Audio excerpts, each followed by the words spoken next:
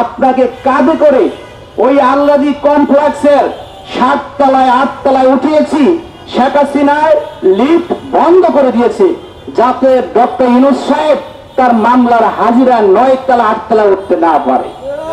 আর সেই ডক্টর ইউনূস সাহেব আজকে আমাদের কথা চিন্তা না করে উনি কাকে নিয়ে চিন্তা করেন সেটাই বড় আফসোস।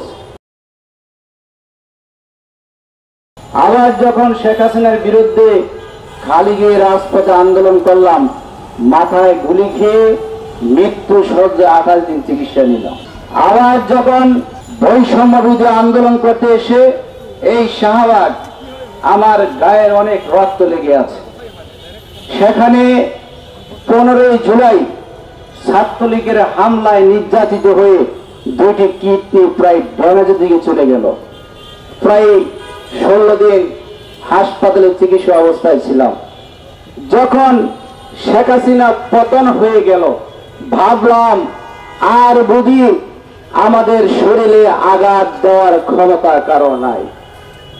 29 আগস্ট দেখলাম বর্তমানে আওয়ামী লীগ নাই, শেখ হাসিনায় নাই।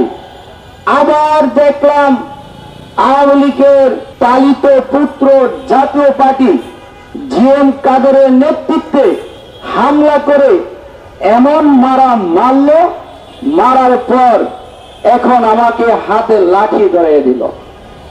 শেখ হাসিনা থাকতেও মার খেতে হয়েছে, শেখ হাসিনা চলে যাওয়ার পরেও মার খেতে হয়েছে। এই যে মার খেয়েছি এটা সম্পূর্ণ উপদেষ্টাদের ব্যর্থতা।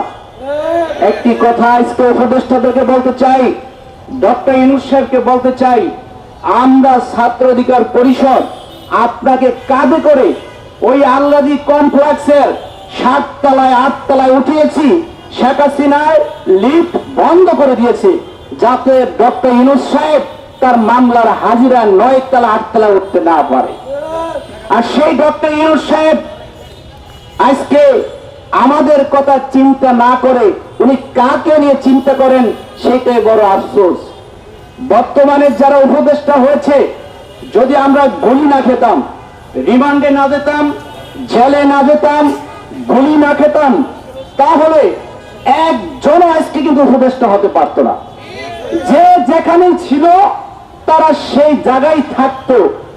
আমরা পরিবর্তন করার কারণে, শেখ হাসিনাকে দেশ থেকে তাড়িয়ে দেওয়ার কারণে আজকে তারা উপদেষ্টা হতে পেরেছে। এই যে উপদেষ্টার চেয়ারে বসে আমরা যারা জুলাই যুদ্ধে ছিলাম, একজনের প্রকৃত জুলাই যুদ্ধে কিন্তু বিচার পায়নি। একটা দলের প্রধান বিপি নূরকে 28 সেপ্টেম্বর অক্টোবর যখন তাকে 9টার দিকে মেরে ফেলার জন্য হামলা করে, একটা দলের প্রধানকে মেরে ফেলার জন্য হামলা করলো। দলের সেক্রেটারি সাধারণ সম্পাদক রাশেদ খানকে পিটাইতে পিটাইতে হাতের রাস্তায় ফালিয়ে দিল। আমার পাশে আমাদের সেক্রেটারি সাহেব বসে আছে। তো এই যে ভিডিও ফুটেজ রয়েছে, রোয়ার পরও এখনো কেন আসামিদেরকে অ্যারেস্ট করতে তারা সক্ষম হয়নি? আমি একজন ছাত্র প্রতিনিধি হিসাবে বলতে চাই, পরিকল্পিতভাবে বিপি নূরকে মেরে ফেলার জন্য একটা প্ল্যান করা ছিল। কারণ বিপি নূর হচ্ছে স্বৈরাচারের একটা আতঙ্কের নাম। বিপি নূরের যদি মুখ বন্ধ করে দেওয়া যায়, রাশেদ খানের যদি মুখ বন্ধ করে দেওয়া যায়, তাহলে ওই সমস্ত উপদেষ্টারা যদি দুর্নীতি করে তাহলে তাদেরকে নিয়ে সমালোচনা করার লোক থাকবে না। তাই উপদেষ্টা তো সরাসরি এসে আঘাত করতে পারে নাই।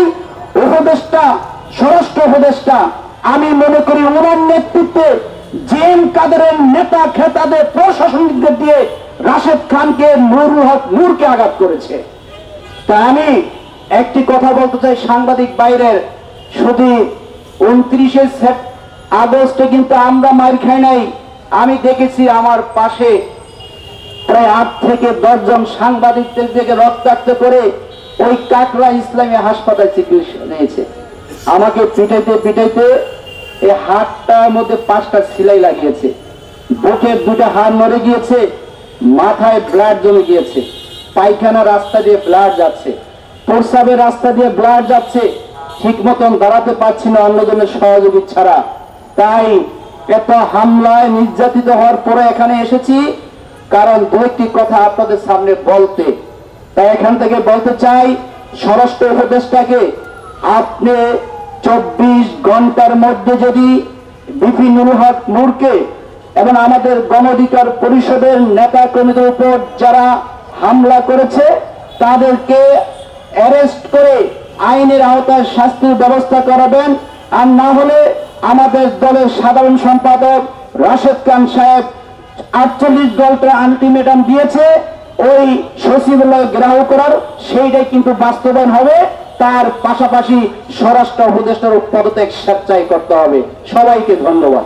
জুলাই 2024 20 তারিখে 20 জুলাই 2024 ডাকসুর সাবেক বিপি নুরুল হক নূর ভাইকে করা। তখন আপনারা জানেন বাংলাদেশে কারফিউ চলছে, বিজিবি গুলি করতেছে। যেখানে এখন বর্তমানে অনেক জায়গায় প্রকাশ করা হয় যে আর্মি বা বিজিবি জনগণের উপর গুলি চালায়নি, কিন্তু সেই ভিডিও এখনো কিন্তু মিডিয়ায় ঘুরে বেড়াচ্ছে, ফেসবুক, টুইটার, হোয়াটসঅ্যাপে, বিভিন্ন গ্রুপে বিজিবি কিভাবে গুলি চালিয়েছে। তো আমরা তখন সন্দেহ হয়ে গেছিলাম যে এই বিজিবি বা আর্মির ন্যাথল ওয়েপনের সামনে আমরা টিকতে পারবো কিনা। তারই প্রেক্ষিতে নূর ভাইকে বলছিলাম, ভাই এতদিন তো পুলিশ আমাদেরকে মারতো, এখন আর্মি গুলি চালাইলে আমরা কি করব? এখন তো আমাদের আর সেই জায়গা নাই।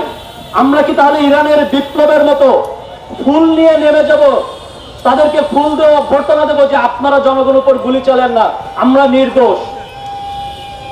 সর্বশেষ একটা লাইন লিখছিলাম, সেখানে লেখা ছিল, এতদিন চেয়েছি কোটা সংস্কার, এখন দরকার রাষ্ট্র সংস্কার। রাষ্ট্র সংস্কারের দাবিতেই কিন্তু 18 তারিখের পরবর্তীতে আন্দোলন হয়েছিল।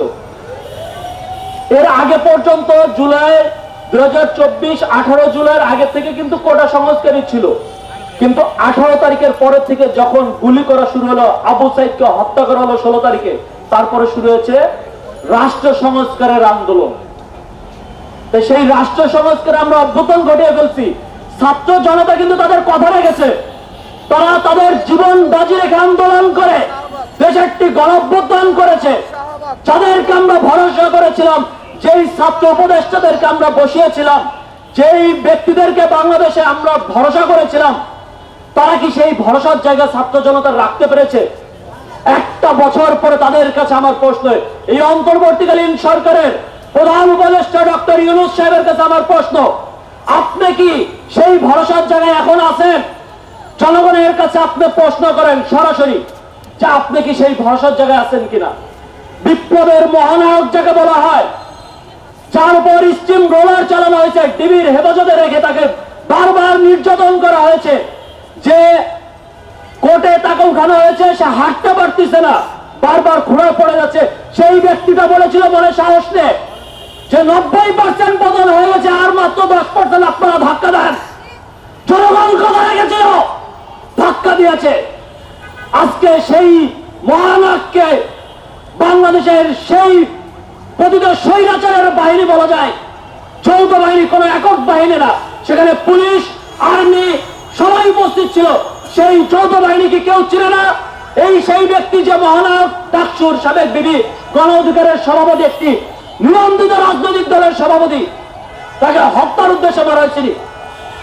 আর সেখানে আমরা দেখতে পেয়েছি ওয়াকারুজ্জামান, এই সেনাপ্রধান, অথর্ব সেনাপ্রধান, সে ন্যূনতম তার রেজিংয়ে নাই যে সে একজন ক্ষমা প্রার্থনা করবে যে আমার সৈন্যের দ্বারা ভুল হয়ে গেছে, আমি তার জন্য দুঃখ প্রকাশ করছি। সে উল্টা বলছে যে যারা নৃশংসতা করতে গেছে আমরা তাদেরকে প্রতিহত করছি।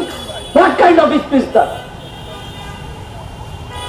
আমরা অন্তর্বর্তীকালীন সরকারের কাছে উদাত্ত আহ্বান জানাবো, এ ধরনের বক্তব্য দেশ ও জাতির মধ্যে এক ধরনের বিভেদ তৈরি করতে পারে, আমাদের সেনাবাহিনীর উপর জনগণের আস্থা হারিয়ে যেতে পারে।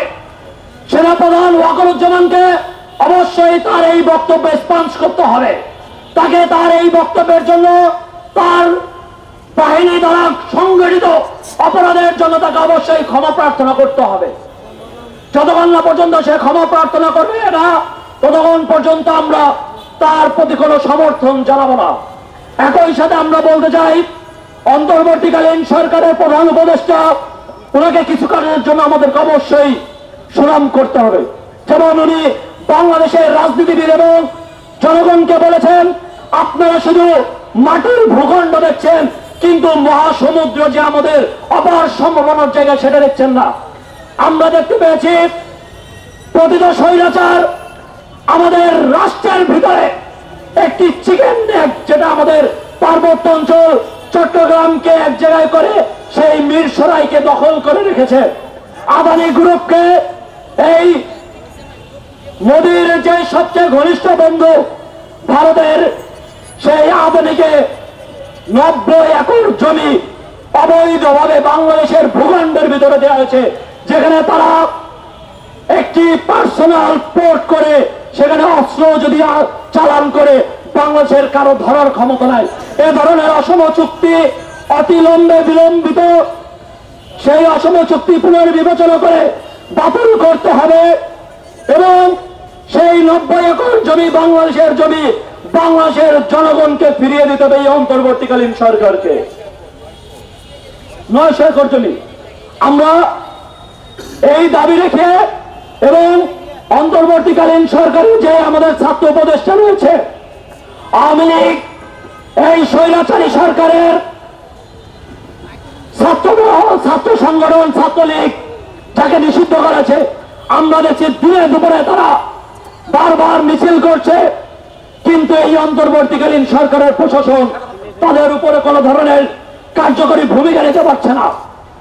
আপনারা দেখুন, 14 দলীয় জোটের যে সবচেয়ে বড় স্বৈরাচারকে স্বৈরাচারী বানিয়েছে জাতীয় পার্টি, তার মহাসচিব জিএম কাদের 2024 সালে ভোটের আগে সে কি বলছিল, যে ভারতের কথা ছাড়া সে কিছু বলতে পারবে না।